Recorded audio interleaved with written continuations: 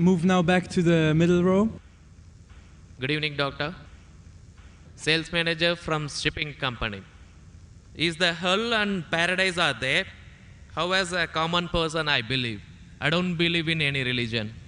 Well, ask the question that, how do I know there's hell and heaven? How will a common man believe? I don't believe in a religion. Brother, what is the definition of religion? Religion is a way of life. How you lead your life. Many people say that, I don't mind, I'm just a human being, I'm born, I will do test and error, and I will know how to lead a life. For example, you go to a forest. You are going to a forest the first time.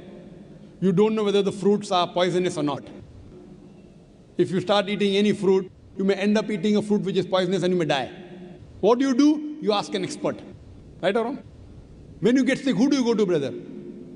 When you are sick, who do you go to? Why?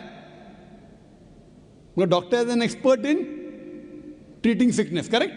You can't say, I am a human being, I will treat myself. No. That's what the Quran says in Surah Nahl.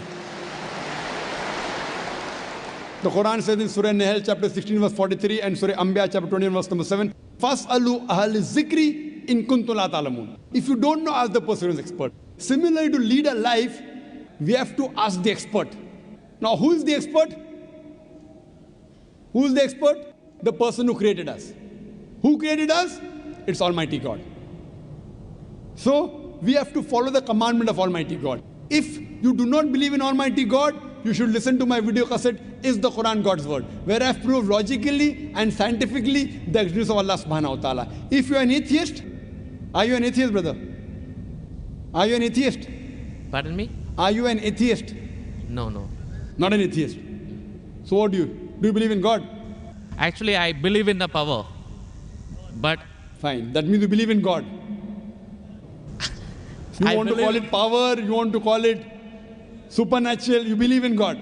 It's like I believe something. Something. You don't know the name. That name is God.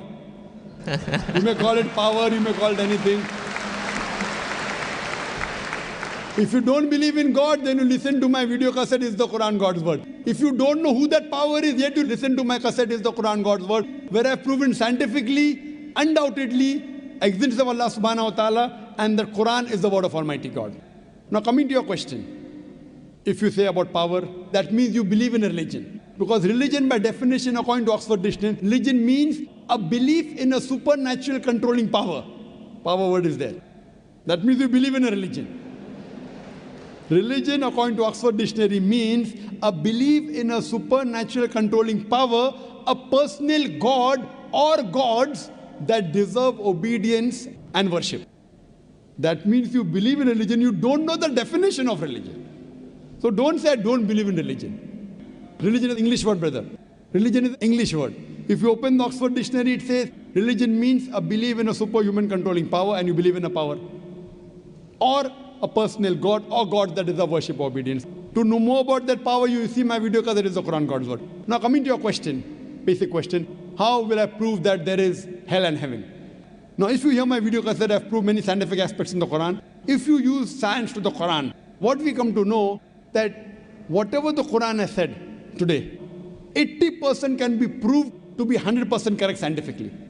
Quran speaks about various scientific facts, which we came to know recently. It speaks about astronomy, it speaks about the spherical nature of the earth, it speaks about the Big Bang, it speaks about the light of the moon is not its own reflected light, it speaks about the water cycle, it speaks about biology, it speaks about botany, it speaks about zoology, it speaks about embryology, all these things. Now, today is the age of science and technology. If we put this test of science to the Quran, what we come to know, 80% whatever the Quran has said is 100% perfectly correct. The balance 20% is ambiguous, neither right, neither wrong. Out of the 20%, not even 0.01% has been proved to be wrong by scientific fact. It is ambiguous. So what my logic says, when 80% is 100% correct, and not even 0.01% of the 20% is proved wrong, so my logic says that inshallah, even that 20% will be correct. It's a logical belief. I being a medical doctor, Quran speaks about astronomy, embryology, genetics, everything perfect. Then you ask me, brother, you being a doctor, you believe in hell? You believe in heaven? You believe in jinn? You believe in life after death? So my logic says, inshallah, even the other 20% in the Quran, which science hasn't reached up to that level. Science cannot prove it. Maybe science will prove 50 years later or 10 years later. But today science hasn't reached that level. So in this way, I believe whatever 20% which science hasn't proved to be right or wrong, inshallah, even that will be right. This is one way to prove about hell and heaven. There's another way, simple way, without reading Quran. Brother, I am asking a simple question. Is robbing good or bad? Robbing is good or bad? Robbing is bad. Bad. Yeah. Raping a girl is good or bad? No, bad. Bad. Okay, now I am asking you a question. Logically, I suppose happen to be the biggest mafia. Hypothetically. I am a big robber. You prove to me logically and scientifically. I am a very logical person. I am a scientific person. I am a logical person and scientific person. You prove to me why robbing is bad for me, and I will stop robbing. Only one reason you give me, one good reason why robbing is bad for me, and I will stop robbing. It hurts others. It hurts people. It hurts others. What difference does it make to me? If it hurts, if I rob 1,000 riyal, it is benefiting me. I can see movie. I can go to a 5-star hotel. What difference does it make whether it hurts others? Does it hurt me? I told you, prove to me why it is bad for me, not for others. I am least bothered about the others. Why is it bad for me? When I'm robbing 1,000, if it hurts him, no problem. What difference does it make to me? If it hurts somebody else, does it make a difference to me? I can enjoy, I can see movie. I can eat chicken biryani. I asked you, give me one logical reason why it is bad for me, not why it is bad for others. I am a big mafia. I am powerful. I am a scientific person, logical person. Prove to me one good reason, logical, why robbing is bad. I will stop robbing. Come on. Another try, brother. Another try. One more try. Why it is bad? No answer. No answer. Try. There are 20, 30 reasons, 100 reasons you can give. Actually, as you said, the religion means the way of life. Not religion. Why robbing is bad? Tell me. Don't go to religion. No. I'm coming to the point. No, not point. First tell me why robbing is bad. We'll come back to your point afterwards. I'll come to your point afterwards. When that is the way of life. Not way of life. Tell me why robbing is bad according to you. Why it is bad for me, I will stop robbing. Up to me, it hurts others. So, but what difference does it make to me when it hurts others? Does it hurt me?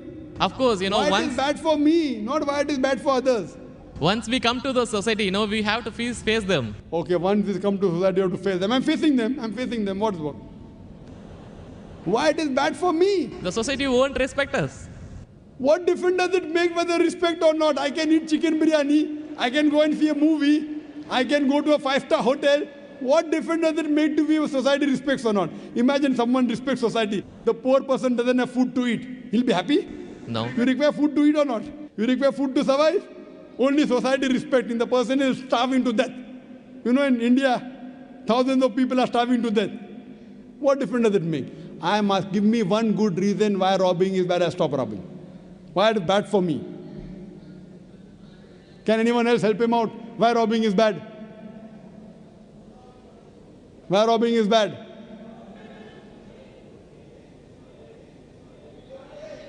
There are various answers. I'll help you out. You may say, police will catch you. Good logical reason. Police will come and catch you. Correct, right or wrong? Correct. But you didn't give the, I'm helping you out. But brother, I told you I'm a powerful mafia. The police is in my pocket. Ministers are in my pocket. Big mafia. See, all the top mafia, the police is in the pocket. They are on my payroll. The police is on my payroll. What will they catch me? Small robber like you should not rob. You will get arrested. I'm a top mafia. The police is on my payroll. Even the ministers are on my payroll. They are in my pocket. So small robber like you should not rob. Big mafia like me can rob. Another reason, I'll help you out. Maybe somebody will come and rob you. Yes. No one can rob me because I've got 100 bodyguards. All of them hiding behind the stage. Bodyguards. Small robber robs, somebody will rob him. No one can rob me because I've got bodyguards. Hundreds of bodyguards with AK-47.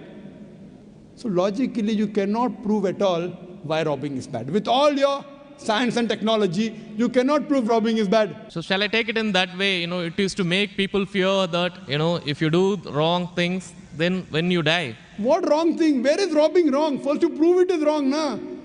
Where is robbing wrong? You haven't proved to me robbing is wrong. When you prove robbing is wrong, then you can say don't do wrong things, na? Therefore, what is good, what is right, you require a creator to tell you. You require a doctor to tell you what food is good, what food is bad. This fruit is poisonous, this is healthy for you. Apple is healthy for you, wild berries are poisonous for you. A doctor tells you. There's no better doctor than Allah subhanahu wa ta'ala. Logically speaking, brother, that mafia has got bodyguards. No one can harm him. And believe me, there are many examples. He dies a very comfortable death.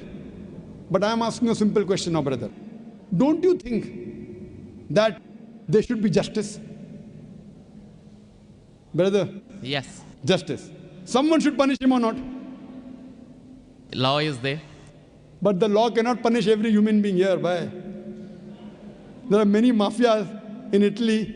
There are many underworld people in India. And the law can't do anything to them. The law is in their pocket. But yet, you as a common man, don't you think you should be punished? Raping is good or bad? There are many people who rape. They rape the girls. No, nothing. The law cannot catch them. So don't you think he should be punished? Yes or no? Yes. But there are many people you see in this world who are big mafias. They die comfortable, they are rich, they are millionaires. There should be some justice. The reply is given by Creator. Surah Al-Imran, chapter number 3, verse number 185. Allah says, Kullu nafsin dhaikatul maut. Every soul shall have a taste of death. But the final recompense will be on the day of judgment. This life is just mere chattels of deception. If there is no life after death, this life is of injustice. What we say that the total justice would be on the day of judgment. Our Creator Almighty God will give justice. I tell the person, fine, you may be a big robber. For example, you are that mafia, now I am a Muslim. No one can harm you. Police is in your pocket. Then I ask you, justice is required? Yes. If someone robs you, no one can rob you, agree. But don't you feel there should be justice? There are many robbers, there are many evils, there are many criminals who go scot-free. Unless there is life after death, you cannot prove robbing is bad. You cannot prove raping is bad. Unless there is life after death, no humanity, no book on humanity, no Mother Teresa, no Mahatma Gandhi can prove robbing is bad without the concept of life after death. Because I am asking you a question. Hitler. History tells us Hitler incinerated 6 million Jews. How many Jews? 6 million. 6 million. Suppose the law catches Hitler. What punishment can you give Hitler so that you can compensate for he has burnt 6 million Jews alive? Can you give him any punishment? Brother. We have to put him in jail till his life death. Okay, will it be equivalent to burning 6 million Jews? Is burning better or putting in jail better? It's burning is, of course. So maximum you can do is burn him alive. But that will be equal to 1 out of 6 million. What about the remaining 5 million? 999,999 people. What about that? What justice is your Lord going to do? But the Quran says in Surah Nisa, chapter number 4, verse number 56, as to those who reject our signs, we shall cast them in the hellfire. And as often as the skins are roasted, we shall give them fresh skin so that they shall feel the pain. If Hitler killed 6 million Jews, Allah says he can put him into hellfire and give him fresh skin again. 6 million times Allah can burn him. Not here, in the hereafter, in the hell. So only way I can prevent Hitler from killing 6 million Jews is tell him that here you kill 6 million Jews, Allah will burn you 12 million times in the hereafter. You can't give him that thing here. What you realize, without the concept of hell and heaven, you cannot prove robbing is bad. You cannot prove raping is bad. That's the reason our Creator Almighty God, who has created the human beings, He tells us what is good, what is bad for us. And He tells us the rules and regulations. This is called as religion. So first you have to find out which book is the authentic book which has been revealed by this Almighty God. And when you do research, you will come to it, that is the Quran. All the scriptures speak about Almighty God, and all the scriptures they point out to the last and final revelation, the Quran, and last and final messenger, Prophet Muhammad, peace be upon him. Hope that answers the question. Thanks. Do we have any more